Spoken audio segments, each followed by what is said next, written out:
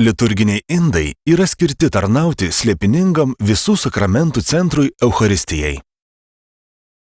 Eucharistija graikiškai reiškia dėkojimą. Pradžioje tai buvo vadinama padėkos malda, prieš perkeičiant duoną ir vyną į Jėzaus kūną ir kraują.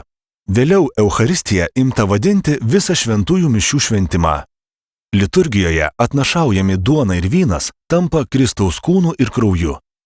Taigi ir šventąją komuniją, kuria dalydamisi tikintieji vienijasi su Kristumi, o per jį ir vienas su kitu.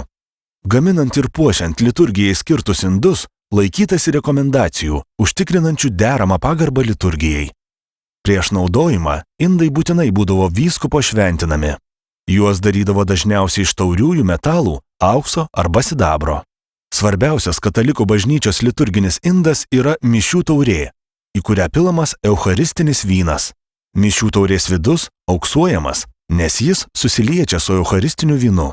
Liturginius dirbinius iš brangių medžiagų kūrė juvelyrikos meno meistrai, o juos įgyti galėjo tik pasiturintys asmenys. Dažnai brangius indus bažnyčioms dovanodavo vyskupai ir dvasininkai, miestiečius jungusios religinės brolijos diduomenė. Todėl taurės pėdoje neretai galima pamatyti donatoriaus herbą.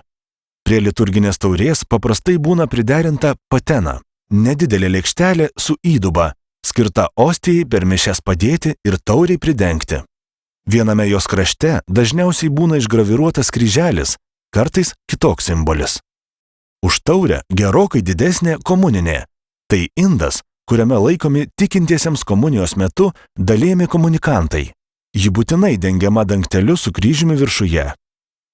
Ligoniams nešama ostija būna įdedama į dangteliu užveriamą patenos arba nedidelės komuninės formos indelį, vadinamąją vietikinę. Mišių liturgijoje taip pat naudojamos ampulės vynui ir vandeniui šventinti. Ant šių indų dangtelių išrašomas raidės A ir V, lotyniškų žodžių aqua ir vinum, reiškiančių vandenį ir vyną, pirmosios raidės.